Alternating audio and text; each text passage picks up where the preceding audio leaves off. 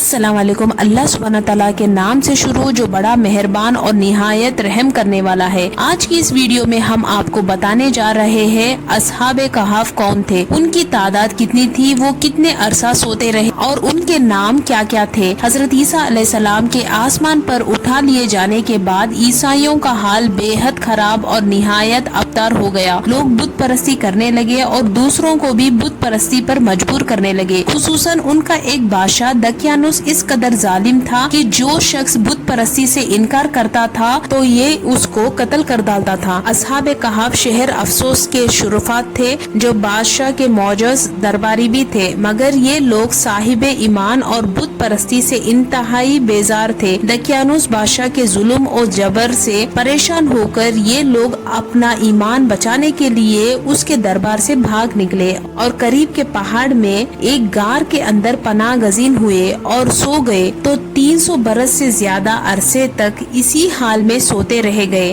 दकियानुस ने जब इन लोगों को तलाश कराया और उसको मालूम हुआ कि ये लोग गार के अंदर है तो वो बेहद नाराज हुआ और फर्द गैज़ और गजब में ये हुक्म दे दिया कि गार को एक संगीन दीवार उठाकर बंद कर दिया जाए ताकि ये लोग उसी में रहकर मर जाए और वही गार इन लोगों की कब्र बन जाए। मगर दकियानुस बादशाह ने जिस शख्स के सुपुर्द ये काम किया था वो बहुत ही नेक दिल और साहिबे ईमान आदमी था। उसने असहाबे कहफ के नाम, उनकी तादाद और उनका पूरा वाकया एक तख्ती पर कांदा करा के तांबे के संदूक के अंदर रख कर दीवार की बुनियाद में रख दिया और इसी तरह की एक तख्ती शाही खजाने में भी महफूज करवा दी। कुछ दिनों के बाद दकियानुस बादशाह मर गया और सल्तनतें बदलते रही, यहाँ तक कि एक नेक दिल और इंसाफ परवर बादशाह जिसका नाम बिदरुस था तख्त नशीन हुआ, जिसने 68 साल बहुत ही शान और शौकत के साथ हुकूमत की। उसके दौर में मजहबी फिरका बंदी शुरू हो गई और बाज लोग मरने के बाद उठने और क़यामत का इनकार करने लगे। कौम का ये हाल देखकर बादशाह रंज और गम में डूब गया और वो तन्हाई में एक मकाम के अंदर बंद होकर खुदावंदे अज़्वजल के दरबार में निहायत बेकरारी के साथ दुआएं मांगने लगा कि या अल्लाह अज़्वजल कोई ऐसी निशानी जाहिर फरमा दे ताकि लोगों को मरने के बाद जिंदा होकर उठने और क़यामत का यकीन हो जाए। बादशाह की ये दुआ कबूल हो गई और अचानक बकरियों के एक चरवाहे ने अपनी बकरियां को ठहराने के लिए इसी गार को मुंतखब किया और दीवार को गिरा दिया। दीवार गिरते ही लोगों पर ऐसी हैबत और दहशत सवार हो गई कि दीवार गिराने वाले लर्जा बरंदो होकर वहाँ से भाग गए और असहाबे कहफ बाहकम इलाही अपनी नींद से बेदार होकर उठ बैठे और एक दूसरे से सलाम और कलाम में मशगूल हो गए और नमाज भी अदा कर ली। जब इन लोगों को भूख लगी तो इन लोगों ने अपने एक साथी यमलिखा से कहा कि तुम बाजार जाकर कुछ खाना लाओ और निहायत खामोशी से ये भी मालूम करो कि दकियानुस हम लोगों के बारे में क्या इरादा रखता है। यमलिखा गार से निकलकर बाजार गए और ये देखकर हैरान रह गए कि शहर में हर तरफ इस्लाम का चर्चा है और लोग इलानिया हजरत ईसा अलैहिस्सलाम का कलमा पढ़ रहे हैं। यमलिखा ये मंजर देखकर माहू हैरत हो गए कि इलाही ये माजरा क्या है कि इस शहर में तो ईमान और इस्लाम का नाम लेना भी जुर्म था, आज ये इनकलाब कहाँ से और क्यों आ गया। फिर वो एक नान बाई की दुकान पर खाना लेने गए और दकियानुसी जमाने का रुपया दुकानदार को दिया जिसका चलना बंद हो चुका था, बल्कि कोई उस सिक्के का देखने वाला भी बाकी नहीं रह गया था। दुकानदार को शुबा हुआ कि शायद इस शख्स को कोई पुराना खजाना मिल गया है। चुनांचे दुकानदार ने उनको यानी यमलिखा को हुक्म के सुपुर्द कर दिया और हुक्म ने इनसे खजाने के बारे में पूछगछ शुरू कर दी और कहा कि बताओ खजाना कहाँ है। यमलिखा ने कहा कि कोई खजाना नहीं है, ये हमारा ही रुपया है। हुक्म ने कहा कि हम किस तरह मान ले कि ये रुपया तुम्हारा है। ये सिक्का 300 बरस पुराना है और बरसों गुजर गए कि इस सिक्के का चलना बंद हो गया और तुम अभी जवान हो, लिहाजा साफ साफ बताओ कि असल हाल क्या है। ये सुनकर यमलिखा ने कहा कि तुम लोग ये बताओ कि दकियानुस बादशाह का क्या हाल है।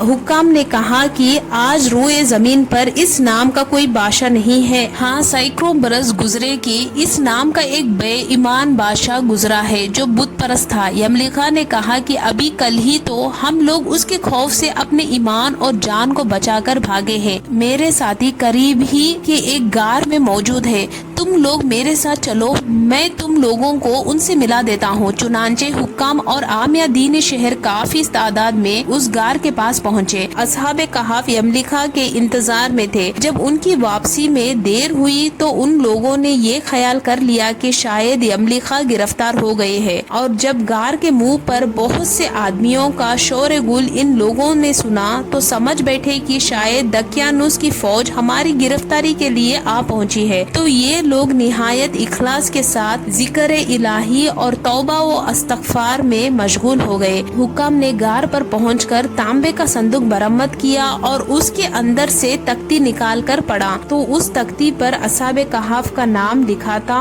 اور یہ بھی تحریر تھی کہ یہ مومنوں کی جماعت اپنے دین کی حفاظت کے لیے دقیانوسی ظلم سے فرار ہوئی ہے۔ تو دقیانوس نے خبر پا کر ایک دیوار سے ان لوگوں کو غار میں بند کر دیا ہے۔ ہم یہ حال اس لیے لکھتے ہیں کہ جب کبھی بھی یہ غار کھلے تو لوگ اصحاب کہف کے حال سے مطلع ہو جائے۔ حکم تختی کی عبارت پڑھ کر حیران رہ گئے، اور ان لوگوں نے اپنے بادشاہ بدرس کو اس واقعہ کی اطلاع دی۔ فوراً ہی بدرس بادشاہ اپنے امراء اور عمائدین شہر کو ساتھ لے کر غار کے پاس پہنچا تو اصحاب کہف نے غار سے نکل کر بادشاہ سے ملاقات کی، اپنی سرگزشت بیان کی۔ بدرس بادشاہ سجدے میں گر کر اللہ سبحانہ تعالیٰ کا شکر ادا کرنے لگا کہ میری دعا قبول ہو گئی، اور اللہ سبحانہ تعالیٰ نے ایسی نشانی ظاہر کر دی جس سے موت کے بعد زندہ ہو کر اٹھنے کا ہر شخص کو یقین ہو گیا۔ اصحاب کہف بادشاہ کو دعائیں دینے لگے کہ اللہ سبحانہ تعالیٰ تیری بادشاہی کی حفاظت فرمائے، اب ہم تمہیں اللہ کے سپرد کرتے ہیں۔ پھر اصحاب کہف نے السلام علیکم کہا اور غار کے اندر چلے گئے اور سو گئے، اور اسی حالت میں اللہ تعالیٰ نے ان لوگوں کو وفات دے دی۔ بادشاہ بدرس نے سال کی لکڑی کا صندوق بنوا کر اصحاب کہف کی مقدس لاشوں کو اس میں رکھوا دیا۔ اللہ تعالیٰ نے اصحاب کہف کا ایسا رعب لوگوں کے دلوں میں پیدا کر دیا، کسی کی یہ مجال نہیں تھی کہ غار کے منہ تک جا سکے۔ اس طرح اصحاب کہف کی لاشوں کی حفاظت کا اللہ تعالیٰ نے سامان کر دیا۔ پھر بدرس بادشاہ نے غار کے منہ پر ایک مسجد بنوا دی اور سالانہ ایک دن مقرر کر دیا کہ تمام شہر والے اس دن عید کی طرح زیارت کے لیے آیا کریں۔ یہ تھی آج کی ہماری معلوماتی ویڈیو اچھی لگی ہو تو ویڈیو کو لائک کریں، شیئر اور سبسکرائب ضرور کریں۔ اللہ سبحانہ تعالیٰ سے دعا ہے کہ اللہ تعالیٰ ہمیں تمام تر گناہوں سے بچنے کی توفیق عطا فرمائے، اور حضور پاک صلی اللہ علیہ وسلم کے بتائے ہوئے راستے پر چلتے ہوئے زندگی گزارنے کی توفیق عطا فرمائے۔ آمین یا رب العالمین۔ ملتے ہیں پھر ایک واقعہ کے ساتھ۔